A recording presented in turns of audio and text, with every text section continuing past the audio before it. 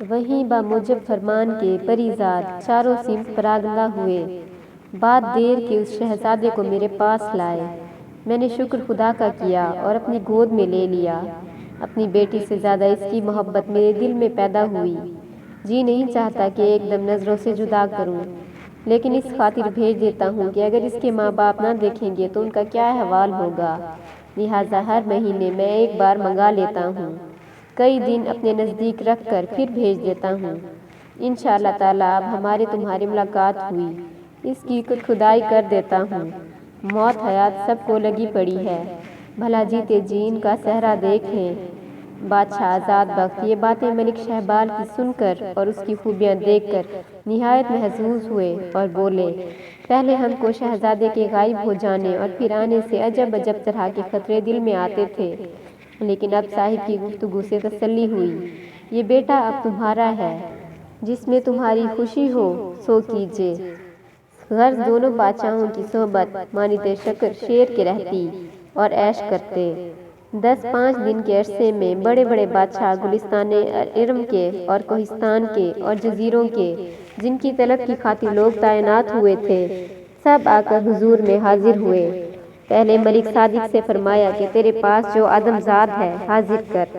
اس نے نپٹ غم غصہ کھا کر لاچار اس گل عذار کو حاضر کیا اور ولایت عمان کے بادشاہ سے شہزادی جس کے واسطے شہزادہ ملک نیم روز کا گاؤ سوار ہو کر سودائی بنا تھا، مانگی۔ اس نے بھی بہت کی عذر معذرت کر کے حاضر کی۔ جب بادشاہ فرنگ کی بیٹی اور بہزاد خان کو طلب کیا، سب منکر پاک ہوئے اور حضرت سلیمان کی قسم کھانے لگے۔ آخر دریائے کلزم کے بادشاہ سے جب پوچھنے کی نوبت آئی تو وہ سر نیچا کر کے چپ ہو رہا۔ ملک شہبال نے اس کی خاطر کی اور قسم دی اور امیدوار سرفرازی کا کیا اور کچھ دھونس دھڑکا بھی دیا۔ تب وہ ہاتھ جوڑ کر عرض کرنے لگا کہ بادشاہ سلامت، حقیقت یہ ہے کہ جب بادشاہ اپنے بیٹے کے استقبال کی خاطر دریا پر آیا اور شہزادے نے ماری جلدی کے گھوڑا دریا میں ڈالا، اتفاقاً میں اس روز سیر و شکار کی خاطر نکلا تھا، اس جگہ میرا گزر ہوا، سواری کھڑی کر کے یہ تماشا دیکھ رہا تھا۔ اس میں شہزادی کو بھی گھوڑی دریا میں لے گئی۔ میری نگاہ جو اس پر پڑی، دل بے اختیار ہوا۔ پریزادوں کو حکم کیا کہ شہزادی کو بماں گھوڑی لے آؤ۔ اس کے پیچھے بہزاد خان نے گھوڑا پھینکا۔ جب وہ بھی غوطے کھانے لگا، اس کی دلاوری اور مردانگی پسند آئی، اس کو بھی ہاتھوں ہاتھ پکڑ لیا۔ ان دونوں کو لے کر میں نے سواری پھیری، سو وہ دونوں صحیح سلامت میرے پاس موجود ہیں۔ یہ احوال کہہ کر دونوں کو روبرو بلایا اور سلطان شام کی شہزادی کی تلاش بہت کی اور ثبوت سے باسختی اور ملائمت استفسار کیا، لیکن کسوں نے حامی نہ بھری اور نام و نشان نہ بتایا۔ تب ملک شہبال نے فرمایا کہ کوئی بادشاہ یا سردار غیر حاضر بھی ہے؟ یہ سب آ چکے۔ جنہوں نے عرض کی کہ جہاں پناہ سب حضور میں آئے ہیں، مگر ایک مسلسل جادو جس نے کوہکاف کے پردے میں ایک قلعہ جادو کے علم سے بنایا ہے، وہ اپنے غرور سے نہیں آیا ہے اور ہم غلاموں کو طاقت نہیں جو بازور اس کو پکڑ لامیں۔ وہ بڑا قلب مکاں ہے اور وہ خود بھی بڑا شیطان ہے۔ یہ سن کر ملک شہبال کو طیش آیا اور لڑاکی فوج جنوں اور عفریتوں اور پریزادوں کی تعینات کی اور فرمایا کہ اگر راستے میں اس شہزادی کو ساتھ لے کر حاضر ہو فبہا وإلا نہ، اس کو زیر و زبر کر کے مشقیں باندھ کر لے آؤ اور اس کے گڑھ اور ملک کو نیست و نابود کر کے گدھے کا حل پھروا دو۔ وہیں حکم ہوتے ہی ایسی کتنی فوج روانہ ہوئی کہ ایک آدھ دن کے عرصے میں ویسے جوش و خروش والے سرکش کو ہلکا بگوش کر کے پکڑ لائے اور حضور میں دست بستہ کھڑا کیا۔ ملک شہبال نے ہر چند سرزنش کر کر پوچھا، لیکن اس مغرور نے سوائے نہ کے ہاں نہ کی۔ نہایت کو غصے ہو کر فرمایا کہ اس مردود کے بند بند جدا کرو اور کھال کھینچ کر گھس بھرو، اور پریزاد کے لشکر کو تعین کیا کہ کوہکاف میں جا کر ڈھونڈ ڈھانڈ کر پیدا کرو۔ وہ لشکر متعینہ شہزادی کو بھی تلاش کر کے لے آیا اور حضور میں پہنچایا۔ ان سب اسیروں نے اور چاروں فقیروں نے ملک شہبال کا حکم اور انصاف دے کر دعائیں دی اور شاد ہوئے۔ بادشاہ آزاد بخت بھی بہت خوش ہوا۔ تب ملک شہبال نے فرمایا کہ مردوں کو دیوان خاص میں اور عورتوں کو بادشاہی محل میں داخل کرو اور شہر میں آئینہ بندی کا حکم کرو اور شادی کی تیاری جلدی ہو۔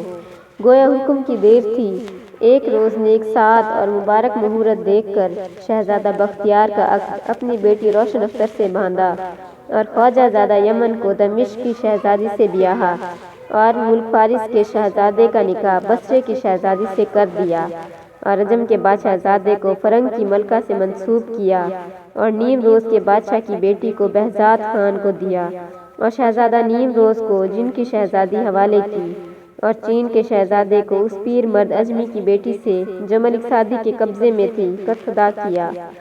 ہر ایک نامراد بدولت ملک شہبال کے اپنے اپنے مقصد اور مراد کو پہنچا۔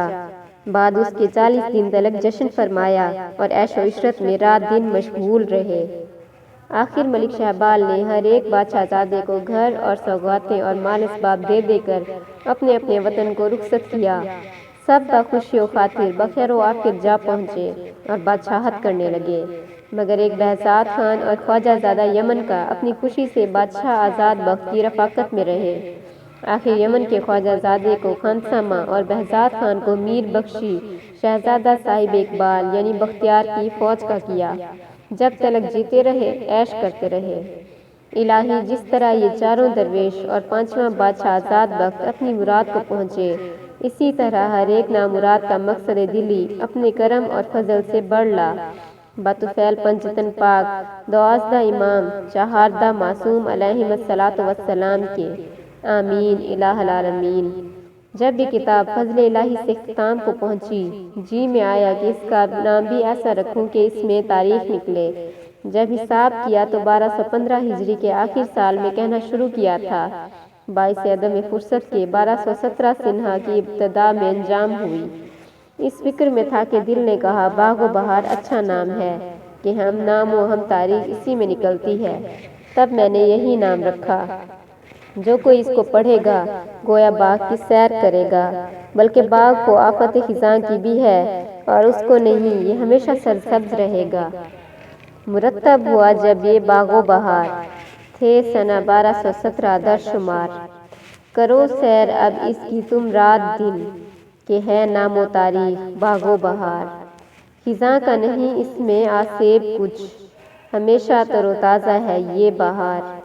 میرے خون دل سے یہ سیراب ہے اور لخت جگر کے ہیں سب برگ و بار۔ مجھے بھول جائیں گے سب بعد مرگ، رہے گا مگر یہ سخن یادگار۔ اسے جو پڑھے یاد مجھ کو کرے، یہی کاریوں سے ہے میرا قرار۔ خطا گر کہیں ہو تو رکھیو معاف، کہ پھولوں میں پوشیدہ رہتا ہے خار۔ ہے انسان مرکب ذا سہو و خطا، یہ چوکے گا ہر چند ہو ہوشیار۔ میں اس کے سوا چاہتا کچھ نہیں، یہی ہے دعا میری اے کردگار۔ تیری یاد میں رہوں دم بدم، کٹے اس طرح میرا لیل و نہار۔ نہ پرسش کی سختی ہو مجھ پر کبھو، نہ شب گور کی اور نہ روز شمار۔ تو کونین میں لطف پر لطف رکھ، خدایا بحق کے رسول کبار۔